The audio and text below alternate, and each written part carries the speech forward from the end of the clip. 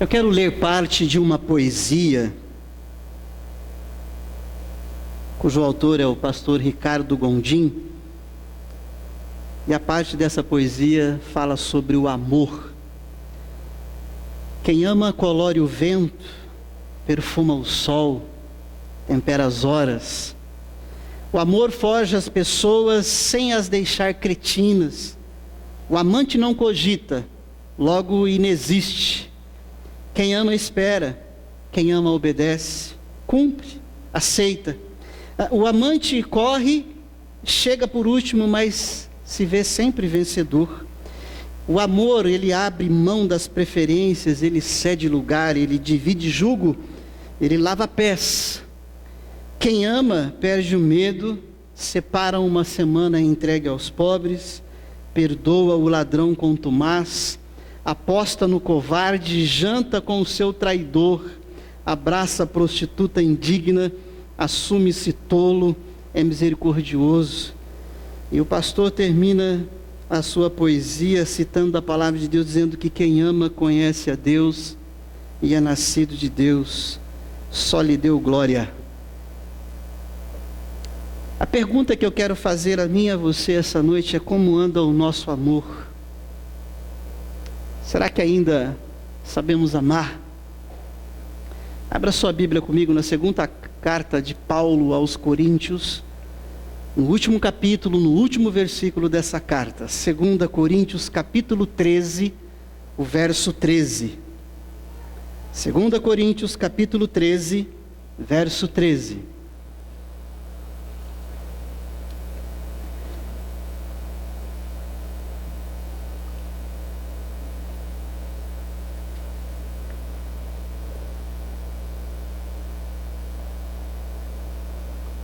Nos meus 19 anos de ministério pastoral, eu preguei esse texto pelo menos 4 vezes. Uma inesquecível, e a primeira delas foi no meu sermão de prova, quando eu findei a faculdade de teologia, onde eu fui colocado diante de uma banca de pastores, onde eles iriam ouvir o futuro pregador, pastor, e ali para analisar o grego, analisar a questão morfogramatical, o contexto, a história, a postura, as vestimentas daquele que está à frente pregando, para ver se de fato iria ser ordenado pastor. Uma segunda vez, preguei na primeira igreja onde fui pastor, auxiliar na igreja central de São José do Rio Preto. A terceira vez que eu preguei foi na igreja onde eu fui pastor depois por 3 anos em Primavera do Leste, no Mato Grosso.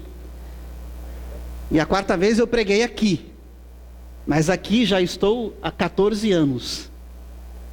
Então aqui é a segunda vez que eu vou pregar esse texto, só que de uma maneira diferente. Não para ser avaliado no grego que examinei, ou na análise morfogramatical, ou no português, até porque eu não vou cansar os seus ouvidos com isso. Mas de uma maneira muito simples, em um texto curto, mas que demanda um conhecimento das 2 cartas do apóstolo Paulo. Ele encerra a sua segunda carta nessa oração e nesse desejo àquela comunidade que se reunia em Corinto. Conforme a palavra de Deus diz: a graça do Senhor Jesus Cristo e o amor de Deus e a comunhão do Espírito Santo seja com todos vós. E esse texto foi emprestado e é emprestado pela comunidade evangélica, para que no final de cada culto faça uma oração chamada de oração de bênção sacerdotal. Mas eu te convido a olhar novamente para esse texto comigo e ver que ele é muito mais do que essa ideia de uma bênção apostólica à vida de cada um de nós. Por isso eu estou intitulando a nossa mensagem de hoje como bênção e convocação. Esse versículo, ele é uma bênção e ele é uma convocação. O apóstolo Paulo, ele escreve 2 cartas a essa comunidade. Essa igreja a qual ele plantou, ele fundou essa igreja com a graça de Deus. Por 1 ano e meio ele esteve ensinando essa igreja, e depois ele parte para as outras viagens missionárias dele, e entre uma viagem missionária e outra ele escrevia cartas às igrejas. E essa é uma das cartas a qual o apóstolo Paulo escreve à comunidade de Corinto. E ele escreve diante daquilo que vinha sendo o comportamento dessa comunidade, que ele ouvira dizer através de alguns irmãos que relatava a ele. Bênção e convocação. Primeiro, bênção e convocação à graça de Jesus Cristo, esse aqui craseado, ou seja, eu e você somos chamados a vivermos e recebermos essa bênção à graça de Jesus Cristo. Conforme o apóstolo Paulo diz, ele começa, a graça do Senhor Jesus Cristo. Jesus, ele fez um enorme favor por você e por mim. Jesus, ele fez um grande favor, sem você e sem eu merecermos. Jesus, ele fez um grande favor, sem eu e você termos feito nenhum tipo de favor a ele. Jesus, ele fez um grande favor a mim e a você, sem esperar que você e eu façamos algum tipo de favor a ele. Jesus, ele fez um grande favor a você e a mim, e à comunidade de Corinto, sem você ter pedido para que ele fizesse. Por isso é graça, favor imerecido. Por isso Paulo faz aquela comunidade lembrar de que eles foram alvos de um grande favor de Jesus. E de um favor, uma graça imerecida, um imerecido favor, um impagável favor. Jesus, ele fez um favor a você, aquela comunidade de Corinto e a mim, que valerá pela vida toda. Sabe aquele favor que vale para a vida toda? A obra salvífica dele, o sacrifício cabal lá na cruz, vale para a vida toda, para aquele que crê nele como Senhor e Salvador da sua vida.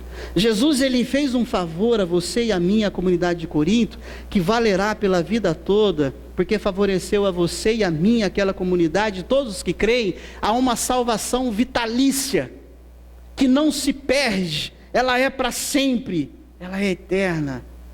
Por isso, é um favor que ele não vai pegar de volta, ele não vai tomar de você, ele não vai tomar de mim. E outra, ninguém poderá pegar esse favor de você ou de mim. Por isso é um enorme favor, ele é grande, ele é poderoso, ele é seguro. Que bênção gostosa é essa? Que bênção poderosa é essa? E Paulo lembrou aquela comunidade de Corinto desse favor enorme, dessa graça de Jesus Cristo dispensada sobre eles. Mas como o título da nossa mensagem é bênção, mas é também convocação, o apóstolo Paulo, ele fala dessa bênção gostosa, poderosa de Jesus à comunidade de Corinto e a nós hoje. Mas mais do que serem abençoados com a graça, Paulo os lembrou de que a graça precisava transitar entre eles. Por isso que quando ele diz, a graça do Senhor Jesus Cristo, eu vou ler o final do versículo, tá? Sejam com todos vós. Absorvendo, crendo o favor imerecido de Jesus, mas também sejam com todos vós, transitada, vivenciada, experienciada entre vocês nos seus relacionamentos interpessoais. A graça do Senhor Jesus, que você e eu recebemos como salvação, e entendendo esse favor imerecido, é uma convocação para que eu e você vivamos essa graça, não para salvar o irmão como Cristo nos salvou, mas a graça no aspecto das relações interpessoais que eu tenho com você, que você tem comigo, e temos uns com os outros, em favorecer o outro, sem esperar que o outro venha te pedir. Como assim? É importante aí você entendermos que Paulo não está escrevendo solto para uma pessoa solta e para gente que não conhece Jesus.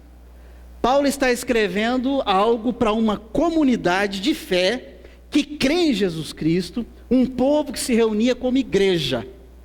Então Paulo está chamando essa igreja, esse povo, a perceber a necessidade um do outro e ir em serviço ao outro, favorecer o outro, graciosamente, sem o outro pedir.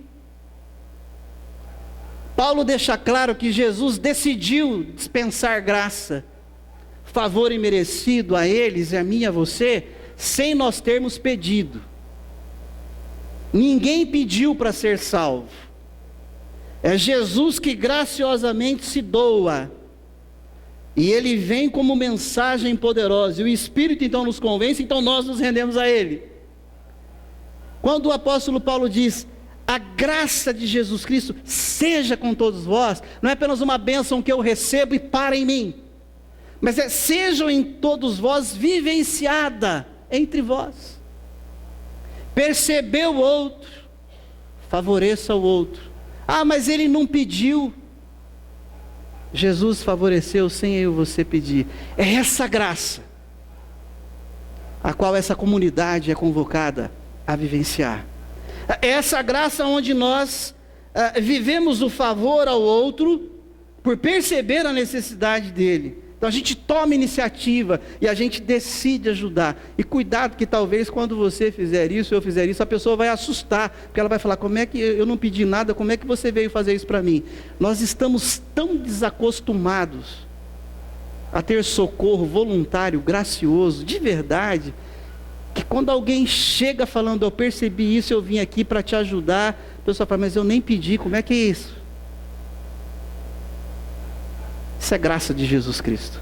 Sejam com todos vós, sem o outro precisar pedir. E se ele me pedir, aí é que eu vou mais rápido ainda.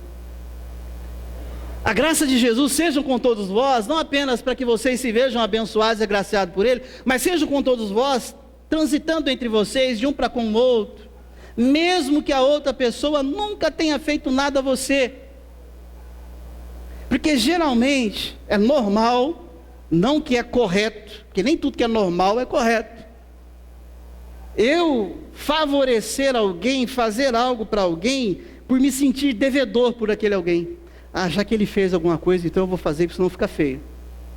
Ah, já que ele fez, aquela pessoa sempre faz algo por mim, então eu vou fazer por ela. Nunca ninguém fez nada para que Jesus viesse e favorecesse. O apóstolo Paulo está falando: é essa graça que sejam com todos vós, permeie entre vocês. Faça ao outro, mesmo que ele nunca tenha feito, mesmo que ele nunca venha fazer. E aqui entra essa questão: sem esperar que ele faça. Por isso que eu disse que esse texto não é um texto escrito solto para qualquer um. Esse texto é um texto escrito para gente que conhece Jesus, para uma comunidade que se diz irmãos em Cristo Jesus, porque é esse povo que tem a possibilidade de entender essa mensagem. Porque o mundo no qual nós vivemos, e eu e você fazemos parte, é um mundo cada vez mais egoísta, onde não existe esse negócio de fazer alguma coisa para o outro se não houver algo em troca. É essa graça que Paulo está falando, que sejam com todos vós, não apenas para se sentir agraciado, mas para transitar, transmitir graça, favor ao seu irmão, à sua irmã, ao próximo. Segundo lugar, mais que uma bênção, uma convocação, verso 13, diz: a graça do Senhor Jesus Cristo, e diz: e o amor de Deus. Eu vou ler o finalzinho: sejam com todos vós. O amor de Deus enquanto Criador. E quando a gente olha para Deus Criador, de Gênesis a Apocalipse, e aqui também, em particular na comunidade de Corinto, o amor de Deus seja recebido por vocês, mas também que seja algo transmitido por vocês para com a comunidade. O amor desse Deus que é Criador, mas por vezes é pouco reconhecido como Criador. E ainda assim, mesmo Deus não gostando, Ele não acaba com os cientistas ou com os céticos que atribuem a um Big Bang, uma grande explosão absurda, o surgimento do universo. Mesmo Deus não gostando desses e dessas teorias, Deus não acaba com eles. Deus ainda decide amá-los, servi-los. O amor de Deus enquanto Criador que vê o desrespeito constante com a sua criação, e ainda assim Ele não deixa que esse universo caia sobre a nossa cabeça. Porque tem hora que a gente olha esse descontrole total, esse descaso total para com a natureza, para com a criação, que, como é que isso não caiu ainda na nossa cabeça? Como é que tudo não explodiu, ainda não pegou fogo em tudo? Porque o amor de Deus ainda é sobre nós. O amor de Deus seja entre vocês, enquanto um Deus que é Pai e que sofre constantes abandonos e ingratidão de seus filhos, uns mais, outros menos. E mesmo Deus não gostando da ingratidão dos seus filhos, ainda assim, Ele fica aguardando cada filho voltar para os seus braços, para que Ele continue a amar esses filhos. Quando a gente estuda a palavra de Deus, nós vemos o povo de Deus, no Antigo e no Novo Testamento, constantemente traindo a Deus com outros deuses, deixando de obedecer a Deus e seguir a Deus. O apóstolo Paulo fala assim: o amor de Deus seja entre vós. Não apenas como alguém alvo, objeto de ser amado por Deus, mas esse amor de Deus permeie entre vós, faça parte do relacionamento de vocês. Esse Deus que, antes que algo viesse a existir, planejou te salvar e me salvar. A palavra de Deus nos ensina que antes da fundação do mundo, Ele já havia planejado te salvar e me salvar. E João 3,16 é a prova desse amor, porque Deus amou, Ele deu o seu Filho. Esse amor de Deus que não tem a ver com gostar ou não gostar do que eu e você deixamos de fazer, mas é um amor que Ele decide nos servir.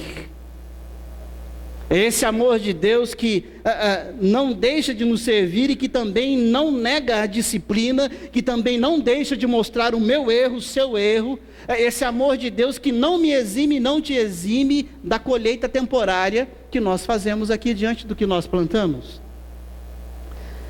Mas mais do que serem e se verem abençoados com esse amor divinamente poderoso, Paulo lembra a comunidade, aquela igreja em Corinto, que era preciso emanar,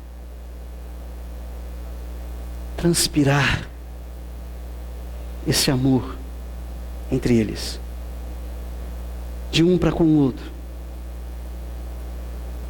Esse amor de Deus, o qual eu e você somos convocados a vivermos para com o outro, mesmo que às vezes eu e você sejamos alvo de rejeição ou de ingratidão, e ainda assim a gente tem que decidir amar, servir, dar uma segunda, terceira, quarta chance, pontinhos e pontinhos de chance, porque Deus é assim que Ele nos ama.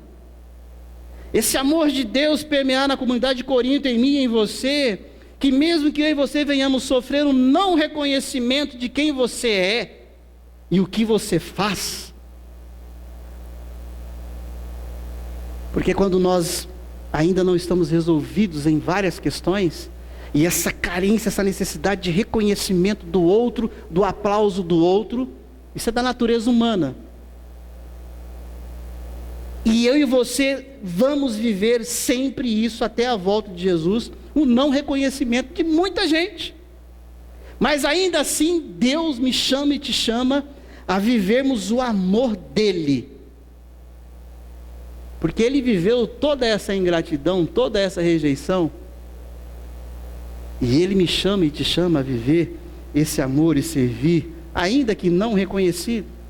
Ainda que você e eu não sejamos valorizados, ainda assim, que o amor de Deus permeie através de mim e através de você, na comunidade, porque Paulo diz, e o amor de Deus seja com vocês, seja notório, seja vivido na vida de vocês.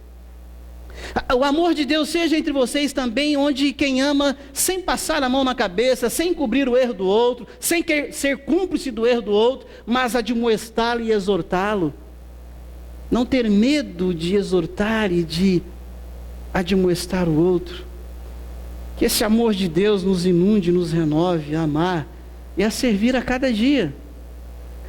Em terceiro e último lugar, a graça do Senhor Jesus Cristo, o amor de Deus e a comunhão do Espírito Santo sejam com todos vós. O Espírito Santo de Deus é aquele que é enviado pelo Deus Pai, pelo Deus Filho, na ascensão de Jesus, conforme a narrativa do Evangelho de João, capítulo 16.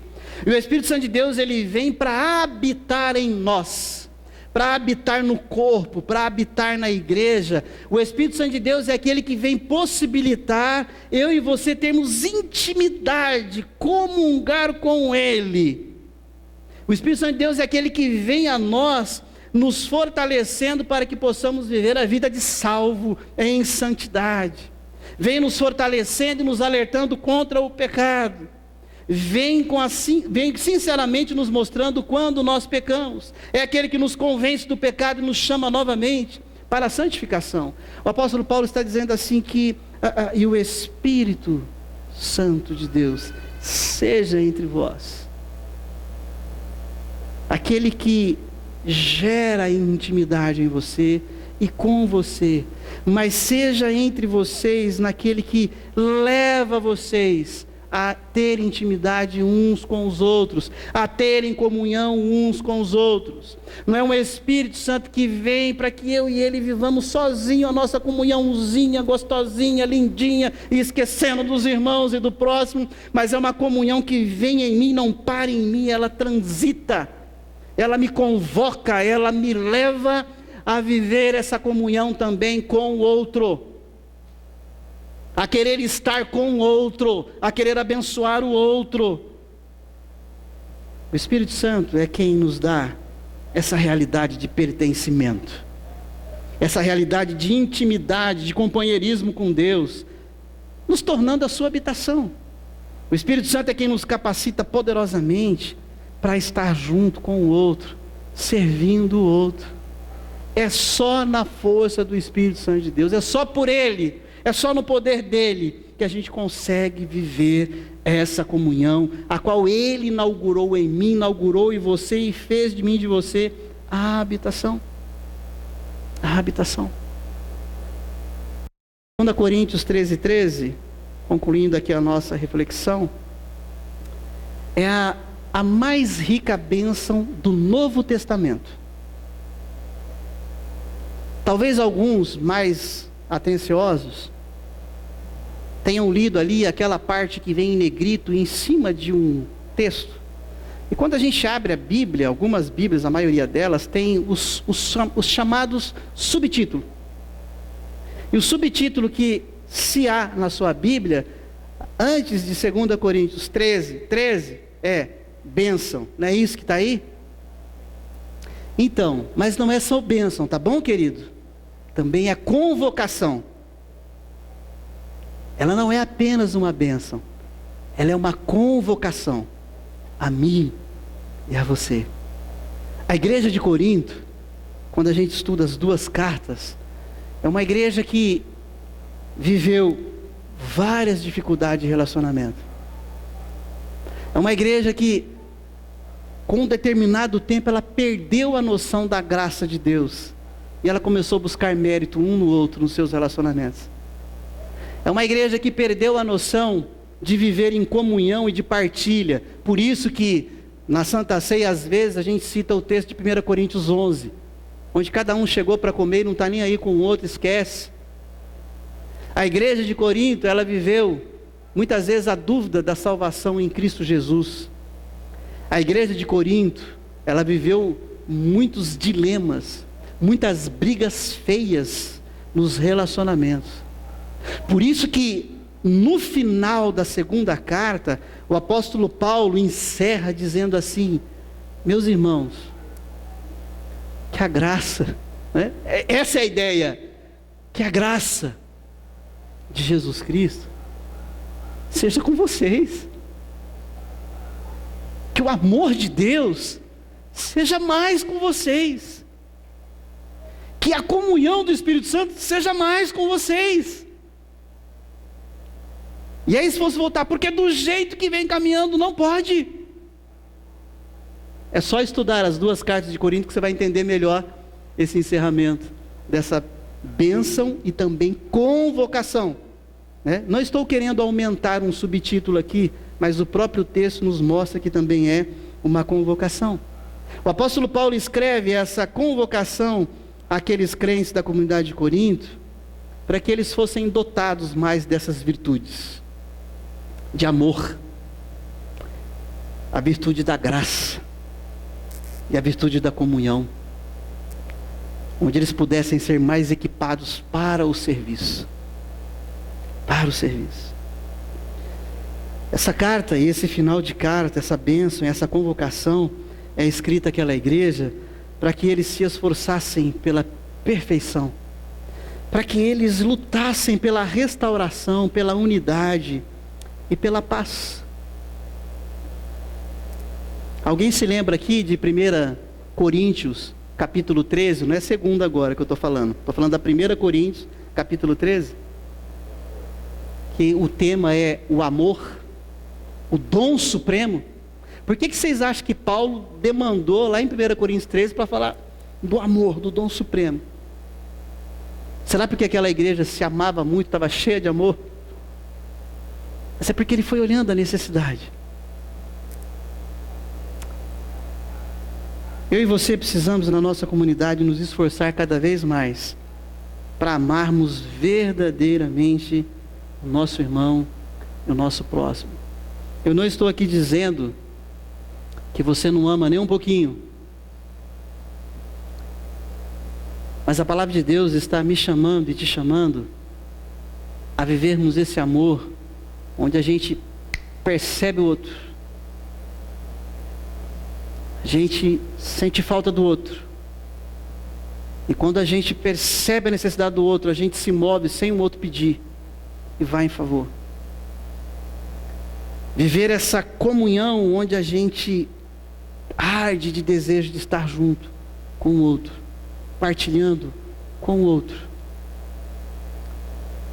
Viver esse amor de Jesus Cristo, essa graça de Jesus Cristo, onde nós não vamos servir só aqueles que a gente gosta, mas também aqueles que a gente não gosta, que não tem nada a ver com amar, né? Já falamos muito sobre isso aqui. Mas servir, mesmo que ele não peça, mesmo que ele nunca tenha te servido, mesmo que ele não venha te servir, porque é esse amor, é essa graça e é essa comunhão que o apóstolo Paulo convoca a igreja de Corinto, e te convoca e me convoca a revermos essa noite, para vivermos uns com os outros, servir amorosamente, graciosamente, sem ficar esperando reconhecimento. Se você é aquele que espera reconhecimento, você vai ser aquele que um dia vai servir, mas vai ficar sem servir um tempão, e talvez depois volte a servir de novo. Não estou dizendo que reconhecimento não é bom, mas se Deus dependesse do nosso reconhecimento para nos amar, nós estávamos perdidos até hoje. Por isso que é graça de Jesus, amor de Deus, comunhão do Espírito. Do Espírito. Não fique esperando que peçam ajuda, perceba e ajude. Perceba e sirva.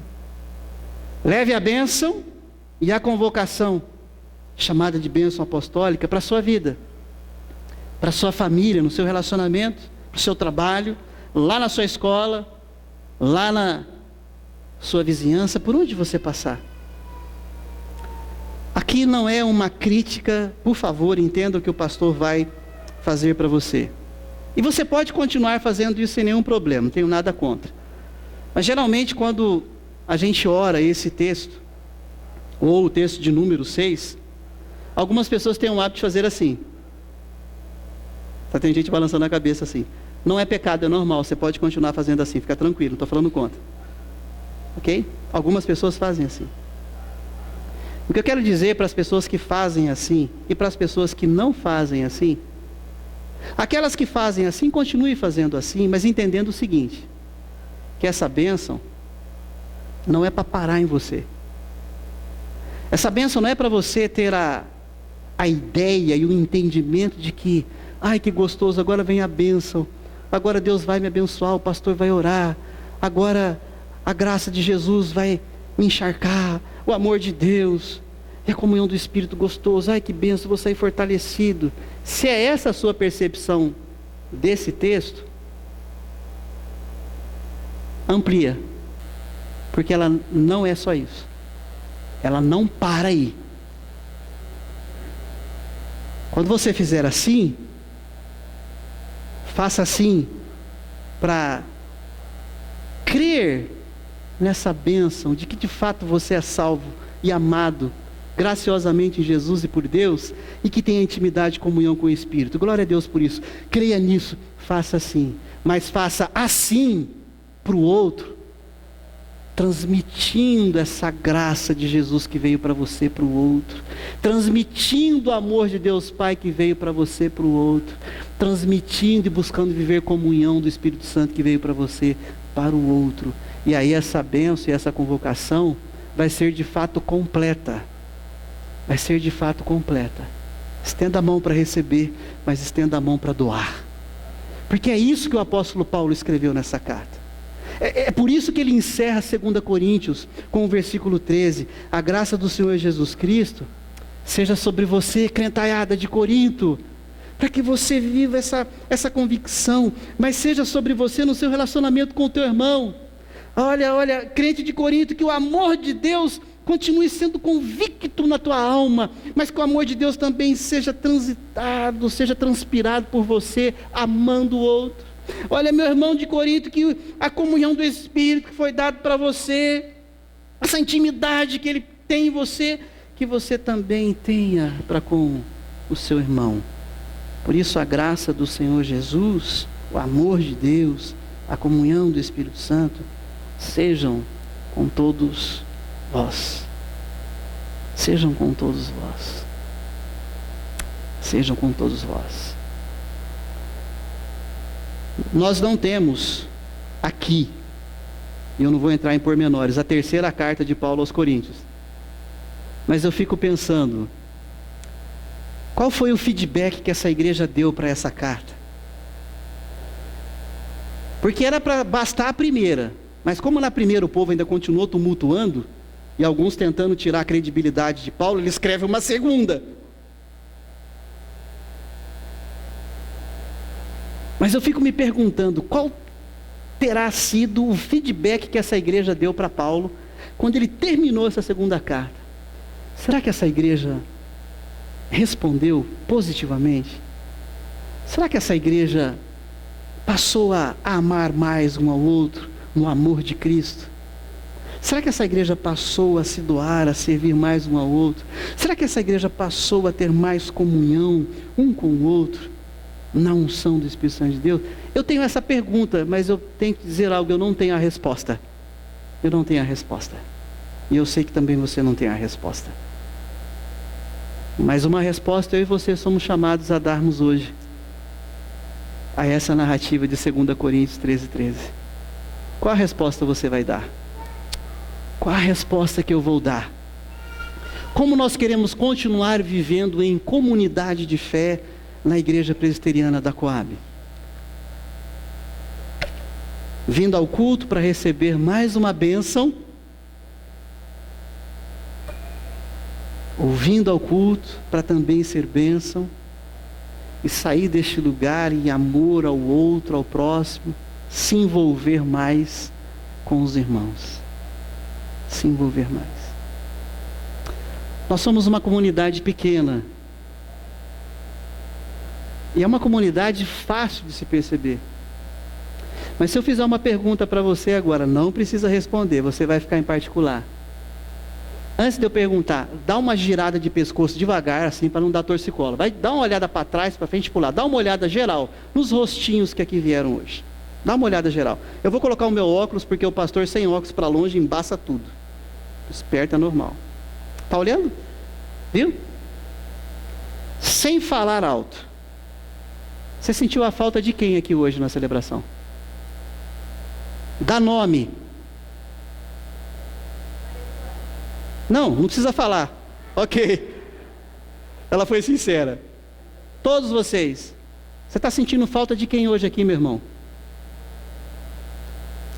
Conseguiu lembrar um? 2. Já vou começar a complicar. 3. Você está sentindo falta de uma quarta pessoa? Está sentindo falta de uma quinta pessoa? Eu vou parar por aqui. Você olhou bem? Quantas pessoas estão visitando a gente hoje aqui? E Oryx? Hã? Quantos? Você está percebendo? Eu estou percebendo. Já alguns domingos tem pessoas que nos visitam aqui. E eles continuam sendo sempre bem-vindos aqui. Assim como outros nos visitam constantemente. Nós precisamos nos esforçar para perceber um pouquinho mais o outro. Porque só assim a gente vai conseguir ver a necessidade do outro. Só assim a gente vai conseguir amar o outro na graça de Jesus Cristo.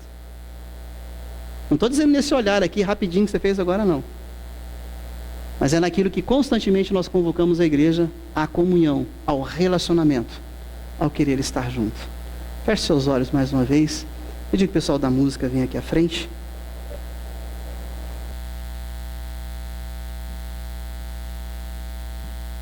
Pessoal da mídia ligeiro, louvado seja Deus por isso. De quantos você sentiu falta?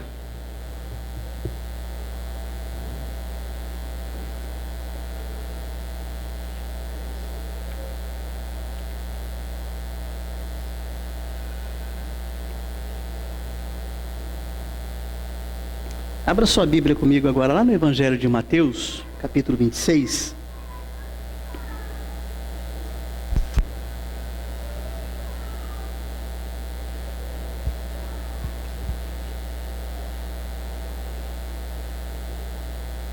Evangelho de Mateus, capítulo 26, o verso 26 em diante. É o momento onde Jesus inaugura o que nós chamamos de Santa Ceia, e ela é santa porque ela é do Senhor, separada por Deus, instituída por Deus para os seus. E a gente sempre gosta de ler esse texto, assim como outros textos que falam desse momento, para que nós possamos entender que esse sacramento não é uma invenção nossa, mas ela é do Senhor, da igreja, o Senhor Jesus Cristo.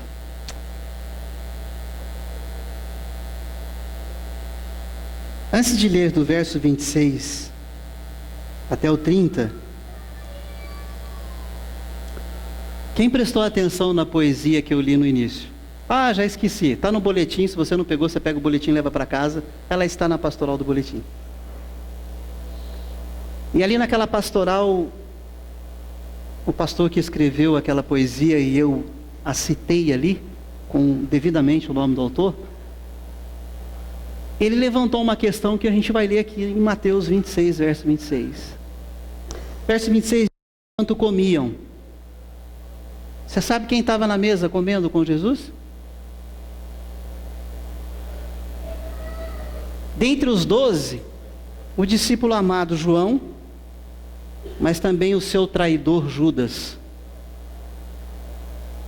Isso é amor de Jesus, a graça de Jesus.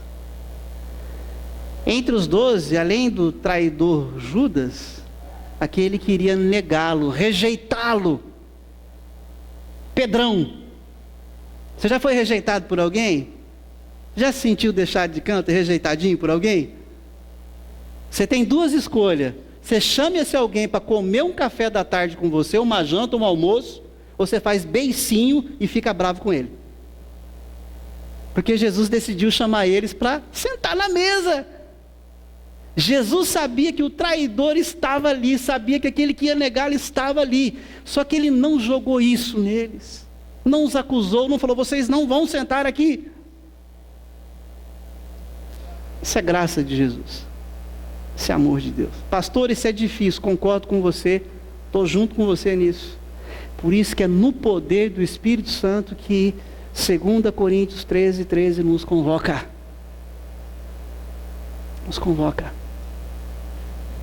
E a querer estar junto. Você consegue trazer à mente essa reunião em volta da mesa? Você sabe quantas vezes Jesus se reuniu para fazer refeição com os seus discípulos? Quantas vezes Jesus estava junto com eles? Jesus não se reunia com eles uma vez por semana, 1h30. Jesus queria estar com eles todos os dias.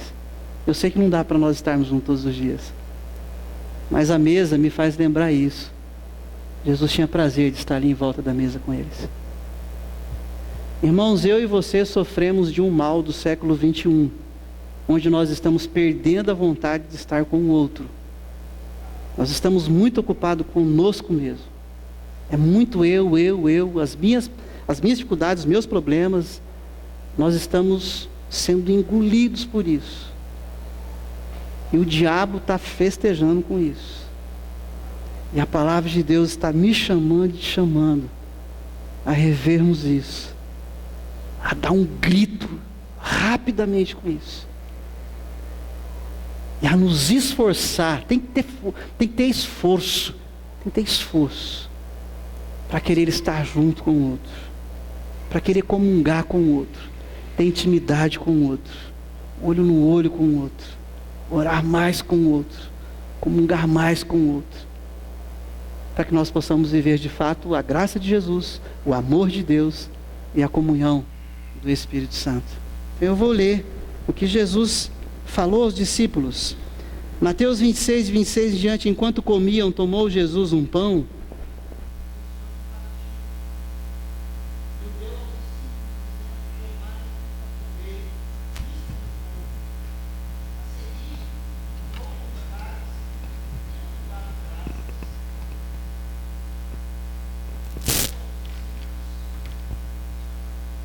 e o deu aos discípulos, dizendo: bebei dele todos, porque isto é o meu sangue, o sangue da nova aliança, derramado em favor de muitos para a remissão de pecados. E digo-vos que desta hora em diante não beberei deste fruto da videira, até aquele dia em que o hei de beber novo convosco no reino de meu Pai. E tendo cantado um hino, saíram para o Monte das Oliveiras. Mesmo assentados, eu te convido a lembrarmos de algumas implicações do sacrifício de Jesus lá na cruz por cada um de nós. E o principal foi te perdoar, foi me perdoar, foi nos justificar dos nossos pecados. Eu sou pecador. Eu sou pecador, mas eu sou um pecador, filho de Deus, alvo do amor de Deus e da graça de Jesus, que me alcançou, que me salvou. Por isso eu vou comer do pão, por isso eu vou beber do cálice. Por isso você que crê em Jesus como Senhor e Salvador da sua vida, seja você membro ou não dessa igreja, venha e participe dessa mesa. E esse pegue cântico do pão, que nós vamos cantar, pegue assim do como cálice. todos os outros cânticos, eu e você somos chamados a cantar pensando, refletindo em cada palavra, em cada frase que nós vamos cantar, e que eu e você possamos entender o que nós vamos cantar e nos render ao que nós vamos cantar, para a glória do Senhor Jesus.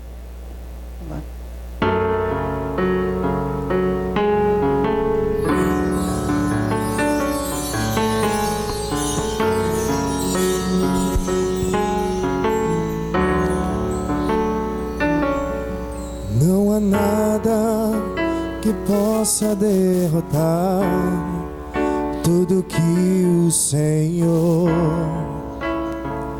planejou.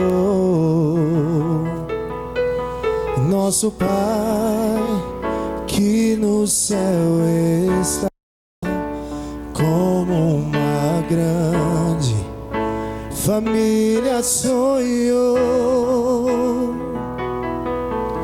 Irmãos que dividem o pão e que juntos vivem o amor, que não negam um ao outro perdão, mas se lembram do que Cristo ensinou. juntos podemos andar. O amor de Jesus nos uniu, de mãos dadas se pode alcançar muito mais do que o homem já viu, muito mais do que o homem já viu. Não há nada que possa derrotar tudo que o Senhor planejou. Nosso Pai que no céu está, como uma grande família sonhou. Irmãos que dividem o pão e que juntos vivem o amor, que não negam um ao outro perdão. Mas se lembram do que Cristo ensinou. Juntos podemos andar. O amor de Jesus nos uniu. De mãos dadas se pode alcançar muito mais do que o homem já viu. Juntos podemos andar. O amor de Jesus nos uniu. De mãos dadas se pode alcançar muito mais do que o homem já viu, muito mais do que o homem já viu.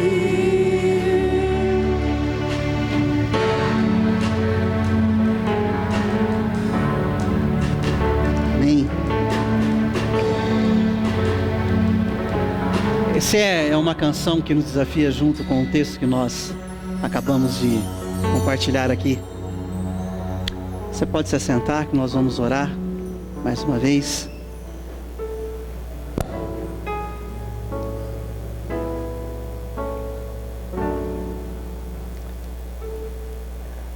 Eu sei que talvez algumas pessoas falaram assim: pastor, esse cântico é um cântico que o senhor tinha que falar para a gente das mãos. Alguém pensou isso? Pois é, eu não fiz de propósito. É interessante que eu e você aprendamos a viver essa celebração e depois entender que dar a mão com mais atenção e com mais tempo, depois que a gente sair daqui. Por exemplo, vou dar uma dica, tá? 2 dicas. A Érica não está aqui hoje porque ela está no velório de uma tia dela, lá em Alfredo Marcondes. Eu fiquei sabendo um pouco antes de vir para cá.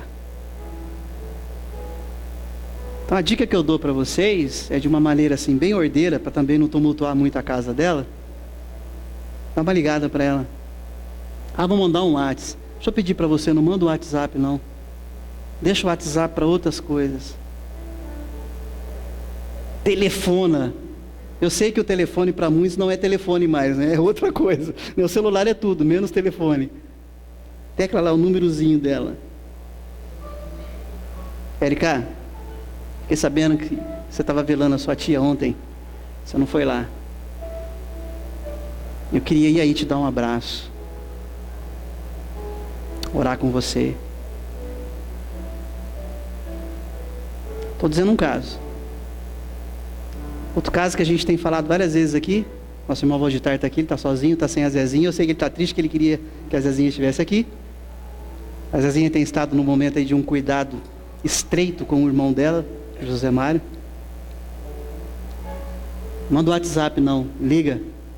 Fala, Zezinha, que hora que eu vou aí, que não vai incomodar, porque tem a hora que o irmão dela dorme e é a hora que ela precisa descansar. Então, que hora que eu posso ir aí? Para dar um abraço em você, para orar com você, estender a mão para você. Estou citando 2 casos, mas há outros casos aqui entre nós. Essa foi a primeira dica, certo? Segunda dica: até o final desse mês eu vou continuar falando para vocês. Pensa no sermão de 3 domingos atrás. Ouça ele, está disponibilizado lá no YouTube. Olhe para aquele encarte, porque eu estou orando para Deus queimar a tua alma, teu coração, no bom sentido, tá? Te inquietar. Encontre um dia, uma hora lá, onde você diz: eu quero e eu preciso estar em comunhão com um grupo menor de pessoas. Sabe o que vai acontecer? Se essa for a resposta da maioria da igreja, eu não vou precisar falar mais o que eu estou falando hoje aqui. Vai lá abraçar a Zezinha, vai lá abraçar a Érica, porque aqueles poucos que vão estar comungando constantemente em pequenos grupos, já vai cuidar de um jeito tremendo. E esses queridos que nos visitam dominicalmente aqui, esses grupos, vão ficar no final da reunião, lá na porta, um ao outro, falando: ó, durante a semana a gente bate um papo junto, a gente ora junto, na casa de alguém. Durante a semana a gente volta a compartilhar o texto para botar em prática o que foi pregado domingo. Você não quer ir lá na minha casa? Você não quer conhecer esse grupo e começar a inserir essas pessoas? É isso que a gente está falando. E o desejo do meu coração enquanto pastor dessa comunidade local, não é que as pessoas aí fora ouçam: nossa, a igreja da Coab está bombando, está acontecendo umas coisas lá. Não, vocês sabem que eu não sou assim. Mas eu gostaria que as pessoas olhassem para essa comunidade, para a glória de Deus, dizendo: tem um povo ali que eles se amam. Tem um povo ali que eles se reúnem para cultuar, mas durante a semana eles se reúnem em pequenos grupos. Eles tomam a dor um do outro, eles cuidam um do outro. Tem um desempregado e o grupo inteiro se movimenta até empregar o outro. Tem um doente, o povo vai lá e ajuda a cuidar até resolver aquela doença. É uma comunidade que a gente não vê solitários. Aí eu vou ter o maior orgulho, eu vou dar a maior glória a Deus por ouvir isso. Tem um povo ali que se ama, que a graça de Deus é entre eles, que o amor de Deus é entre eles, que a comunhão de Deus é entre eles. Amém, irmãos? Amém? Aí você vai ver o que é crescimento integral de uma igreja. Aí você vai ver e experimentar o que é crescimento quantitativo e qualitativo na vida de uma igreja. Por isso que eu quero orar mais uma vez. Aquilo que você conhecia só como bênção, e agora você conhece também como convocação. Olhando para cada um de vocês. Que a graça do nosso Salvador Jesus, que a graça do nosso Salvador Jesus, que o amor de Deus Pai, a comunhão do Espírito. Agora eu quero desafiar você que também não tem costume. Estenda a mãozinha aí, faz assim. Faz assim. Não vai sair nenhum raio poderoso da minha mão aqui, que eu não sou desses, tá? Mas faz assim, simbolicamente. E a comunhão do Espírito seja experimentada por cada um de vocês, mas também transmitida, exalada por cada um de vocês, com seus irmãos aqui, por onde vocês passarem, hoje e até a volta de Jesus. Amém? Então desejo a paz do Senhor para meia dúzia de gente antes de ir embora, e boa semana para todos. Juntos podemos andar? Vamos lá? Juntos podemos andar. O amor de Jesus nos une. De mãos dadas se pode alcançar. Se pode alcançar muito mais do que o homem já viu.